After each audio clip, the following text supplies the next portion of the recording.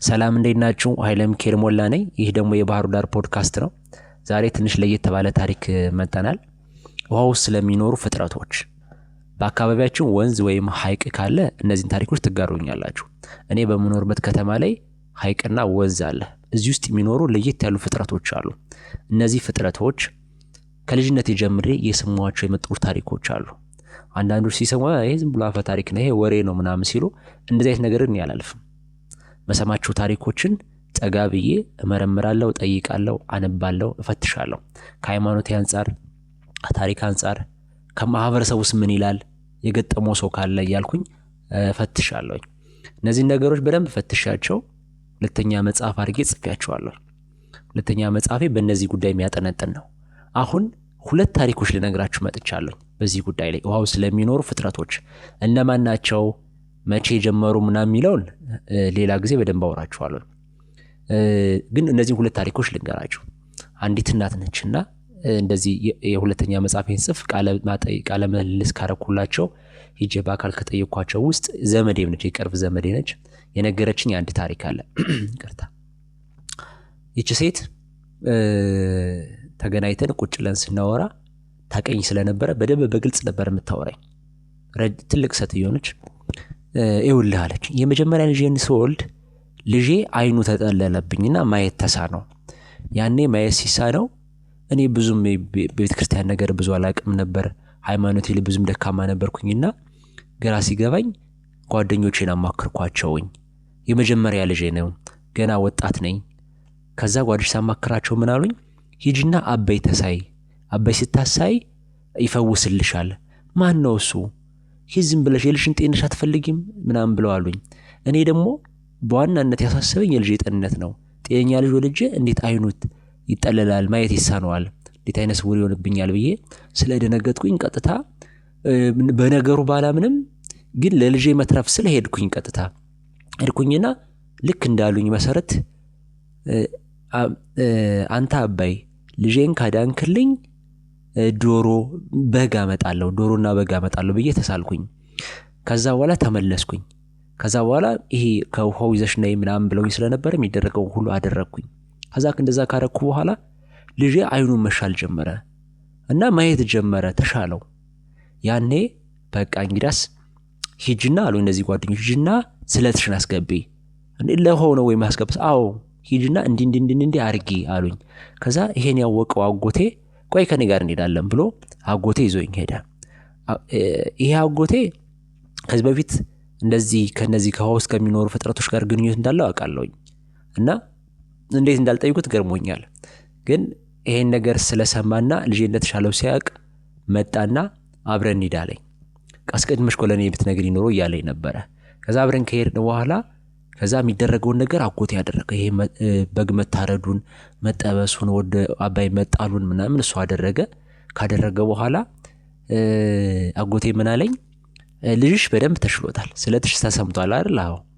አሁን ደግሞ ስራ መቼ እንደምታገኝ ልጠይቅልሽ ሲልኝ እኔ አልፈልግም፣ እኔ ቅርብኝ፣ እኔ ከነዚህ ሰዎች ጋር መገናኘት አልፈልግም። ችግር የለ አንቺ እኮ ምንም በቃ የት ስራ እንዴት እንደምታገኝ ብቻ ለምጠይቅልሽ እንደፈለክን የምን አገባኝ ምናምን አልኩኝ አለች። ልጄንም እንደዚህ ያደረኩት በጓደኞቼ ምንም አውቀው ነገር የለም፣ ጓደኞቼ ሂጅ ተሳይ ስላሉኝ ነው ልጄንም ወደዚህ ይዤ የመጣሁት። ከዛ ተሻለው ግብር አገባው እንጂ እኔ ምንም አውቀው ነገር የለም። ቆይ ጠብቂኝ አለና አጎቴ ከኔ ትንሽ ራቅ ብሎ ወደ ውሃው ጠጋ ብሎ ማውራት ጀመራለች። እና በርቀት ስሰማው ምን ይላል? ያጎቴ ድምጽ ይሰማኛል፣ የነሱም ትንንሽ ድምጽ ይሰማኛል። ያጎቴ የሚለው እሺ ነው እሺና ይላል አጎቴ። እነሱ ደግሞ የሚሰማኝ ሚል ድምጽ ነው የሚሰማኝ ትላለች።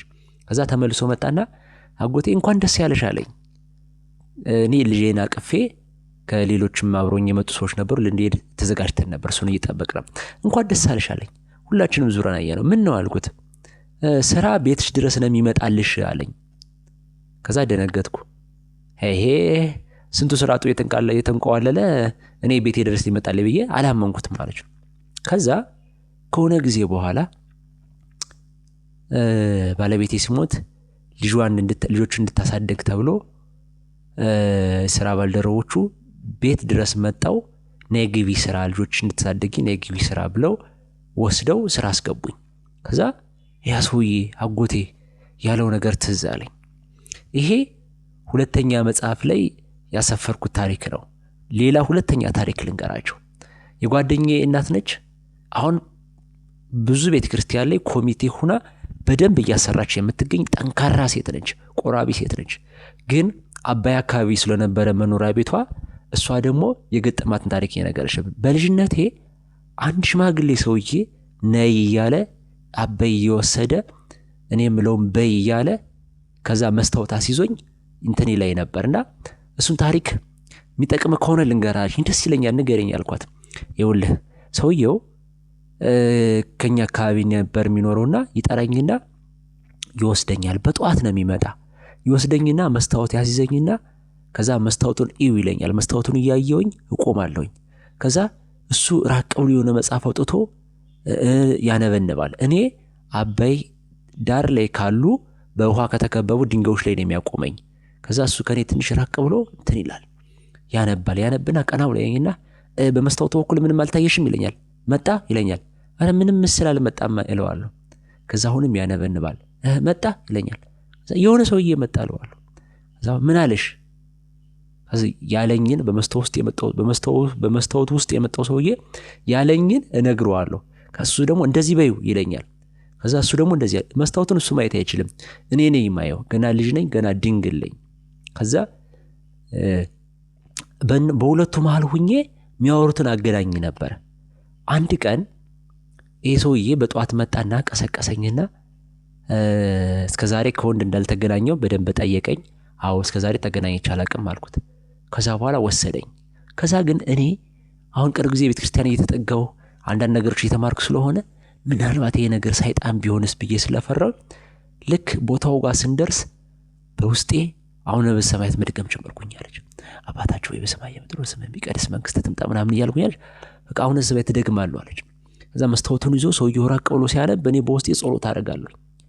ጸሎት ሳደርግ ከዛ ሰውየው እያነበበ መጣ ይለኛል። አልመጣም እላለሁ። ከዛ እኔ በውስጤ ጸሎት አደርጋለሁ። ጸሎቴን ጨርሼ ሰውየው ይመጣል ብዬ ብጠብቅ አይመጣም።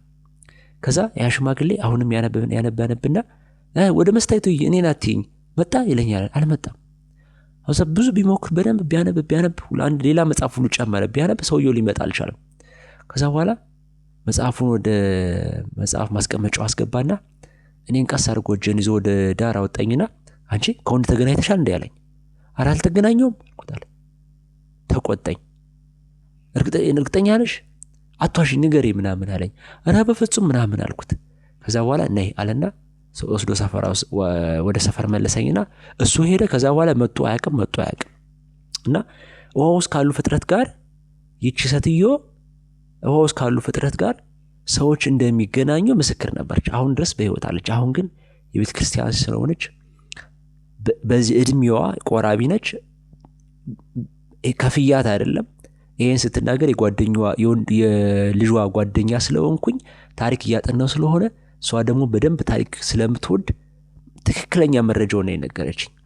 እና እነዚህ ሁለት ታሪኮች ባህር ውስጥ፣ ሐይቅ ውስጥ፣ ወንዝ ውስጥ ሌሎች ፍጥረቶች እንደሚኖሩ ማሳያ ነው። እነዚህ ፍጥረቶች ደግሞ በቀጣይ ነግራችኋለሁ። እነዚህ ፍጥረቶች ጋር አኗኗራቸው እና ገብተው የወጡ ሰዎች ምን እንዳሉ በሚቀጥለው አቀርብላችኋለሁ። ስለነበረን ጊዜ በጣም አመሰግናለሁ። ጥያቄ ካላችሁ ኮሜንት ላይ አስቀምጡልኝ፣ አብሬ ጨምሬ እንዳቀርብላችሁ። መልካም ጊዜ። ላይክ፣ ኮሜንት፣ ሼር እንዳይረሳ። አመሰግናለሁ።